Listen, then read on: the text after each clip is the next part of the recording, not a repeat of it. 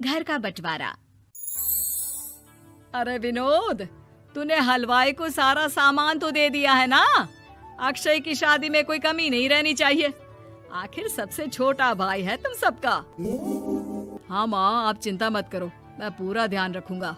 मंगल बेटा, तूने तो कहा था कि फूल का ऑर्डर दे दिया है, यहाँ तो फूल पहुँचे ही नहीं।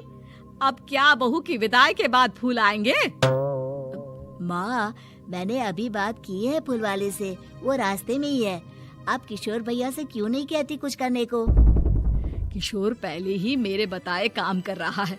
पास के सभी रिश्तेदारों और मोहल्ले वालों को कार्ड वही तो देकर आया था। रिसेप्शन के लिए हॉल भी उसी ने बुक किया था।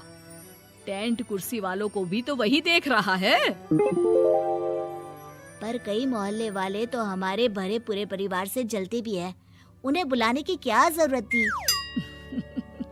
बेटा, शादी ब्याह में तो बुलाना ही पड़ता है, नहीं तो लोग क्या कहेंगे। दादी दादी देखो ना, हलवाई अंकल हमें लड्डू नहीं दे रहे, आप इनको डांटो ना। अरे चैन सुख दे देना बच्चों को लड्डू, क्यों तंग कर रहा है इन्हें? बीबी जी, मैं कहाँ मना कर रहा हूँ, लेकिन लड्डू बनते ही ये बच्चे उठा उठा कर खा लेते हैं। अरे मैं तो इन्हें थाल में रख के परोस भी नहीं पा रहा।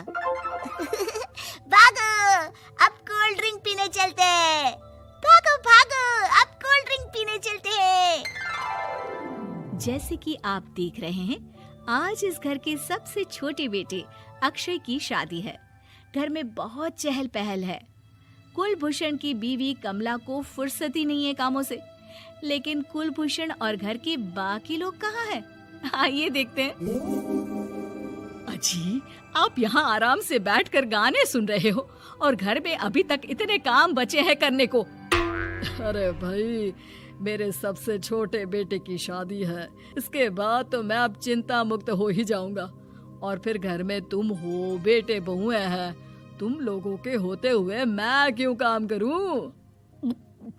मैं तो शान से बेटे की शादी में जाऊंगा तैयार होकर। अरे ठीक है, अब आप आराम ही कीजिए। एक बार अभिषेक की बीवी आ जाए, फिर मैं भी आराम करूंगी और मेरी चारों बहुएं पूरे घर की जिम्मेदारियां संभाल लेगी। इतना कहकर कमला वापस अपने काम में लग जाती है। बेटा भी, तू अब तक तैयार नहीं हुआ? किससे बात कर रहा है फोन पर? तैयार कैसे हूँ? सैलून जाने से तो आपने मना किया है, क्योंकि मुझे हल्दी लग चुकी है। भाभीयों को देखो, सुबह से पार्लर में है। अक्षय की शादी हो जाती है और नंदिता बहू बनकर घर आ जाती है, लेकिन इस घर की खुशियों को मानो किसी की नजर लग गई थी। नंदिता के आने के बाद आए दिन घर की शांति भंग होती रहती। अपने माँ बाप की इकलौती बेटी को इतने बड़े परिवार की जिम्मेदारियां कहाँ संभालनी थी। अभी देखो ना, मेरे हाथों की मेहंदी भी अभी नहीं उतरी है और तुम्हारी मम्मी ने मुझे घर के कामों में लगा दिया। मैंने सोचा था कि घर की सबसे छोटी बहू होने के कारण मुझे सब पलकों पर बिठा के रखेंगे, पर यहाँ तो पलक झपकने की भी फुर्सत नहीं मिलती। देखो नंदू, शादी के पहले ही मेरे घर वालों ने तुम्हें और तुम्हारे पेरेंट्स को बता दिया था कि मैं जॉइंट फैमिली में रहता हूँ, तो फिर अब ये शिकायत क्यों? और फिर तुमसे पहले मेरी भाभियां भी तो आई थी शादी करके, उन्होंने तो कभी कुछ नहीं कहा। नंदिता तब तो चुप हो जाती है, लेकिन ऐसा बहुत दिनों तक नहीं चलता। अरे नंदिता, माँ बाबूजी की दवाई का टाइम हो गया है, उन्हें दवाई दे आओ और उसके बाद सबके लिए नाश्ता बना देना। पर भाभी, मैं तो अभी अपना फेवरेट सीरियल देख रही हूँ।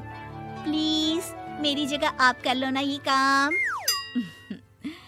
ठीक है, मैं तेरी जगह माँ बाबूजी को दवाई दे आती हूँ और नाश्ता बना लेती हूँ। तू मेरी जगह पूरे घर की डस्टिंग करके 5 बच्चों को स्कूल के लिए तैयार करके भेज देना और दोपहर का खाना बनाने के बाद कपड़े धोकर सुखा देना। उसके बाद हम दोनों मिलकर बाजार जाकर सब्जी ले आएंगे, फिर डिनर की तैयारी कर लेंगे और उसके बाद बस भाभी, मैं माँ बाबूजी को दवाई देकर सबके लिए नाश्ता बना देती हूँ। हे भगवान, ये कहाँ लाकर फंसा दिया मुझे। मेरे घर में तो गिनती की 8 रोटियां और 2 सब्जी बनती थी और नाश्ता निपट जाता था। यहाँ तो रोटियों का ढेर और सब्जियाँ बड़े बड़े पतीलों में बनानी पड़ती है। नाश्ता बनते बनते लंच का टाइम हो जाता है और लंच बनते बनते डिनर का। अभी मुझ में तुम्हारे पूरे परिवार का नखरा उठाने की और ताकत नहीं बची। मैं ऐसे नहीं रह सकती। अरे तो क्या चाहती हो तुम? मुझे अलग रहना है बस। तो ठीक है, हम कल ही शिफ्ट हो जाएंगे किराए के घर में। इतना बड़ा घर होते हुए हम किराए पे क्यों रहेंगे? ना जी ना, घर में ही दीवार खड़ी करो अपने हिस्से के आगे। घर के साथ साथ घर की खुशियों में भी दीवार खींच जाती है। ऐसे ही कई महीने बीत जाते हैं और नंदिता माँ बन जाती है। बच्चे के आने से अभिषेक के कंधों पर खर्चों का बोझ आ पड़ता है। अभिषेक का बोझ कम करने के लिए नंदिता भी पार्ट टाइम जॉब कर लेती है, लेकिन इससे उसके सर पर नौकरी, घर और बच्चे की जिम्मेदारी बढ़ जाती है। नंदिता, ये क्या है? तुमने घर भी ठीक से साफ नहीं किया, ना ही मेरे कपड़े धुले हैं। चिंटू के बाल भी कटवाने जाना था, देखो उसके बाल कितने बढ़ गए हैं। अरे करती क्या हो पूरा दिन तुम? मैं करती क्या हूँ? तुम्हारा नाश्ता और लंच बनाने के बाद चिंटू को डे केयर सेंटर पर छोड़ कर आती हूँ, फिर खुद ऑफिस जाती हूँ। पूरा दिन काम करके आने के बाद बिना आराम किए बाजार से सब्जियाँ लेकर आती हूँ, घर आकर खाना बनाती हूँ, चिंटू को देखती हूँ और क्या करूँ मैं? तो किसने कहा था अपने सर पर इतने काम लेने को? मत जाओ ऑफिस। ऑफिस जाए बिना घर के खर्चे कहाँ से पूरे होंगे? चिंटू की डे केयर का खर्च, उसके लिए बेबी फूड का खर्च, प्रेस वाले का खर्च, ये सब तुम्हारी सैलरी से होता नहीं है। अगर परिवार से अलग नहीं होती तो इतनी मुसीबतें नहीं उठानी पड़ती तुम्हें परिवार के साथ मिलकर काम करने में दिक्कत थी, लेकिन काम तो अब भी बहुत है तुम्हारे सर पर। चिंटू को भी डे केयर भेजने की जरूरत नहीं पड़ती। उसको गोद में खिलाने के लिए दादा दादी और घर के सभी बड़े होते।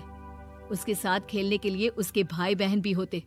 मेरे तीनों बड़े भाइयों के बच्चे भी बड़े हुए हैं, लेकिन बिना महंगा बेबी फूड खाए, क्योंकि मेरी माँ और भाभियाँ बहुत अच्छे से जानती है कि बच्चे को क्या खिलाना चाहिए। बिजली के बिल जैसे खर्चे भी सब मिलकर बांट लेते थे, लेकिन तुम्हें तो सबसे अलग रहने में ही मजा आता है, तो अब शिकायत क्यों करती हो? बस करो अभिषेक, बस करो।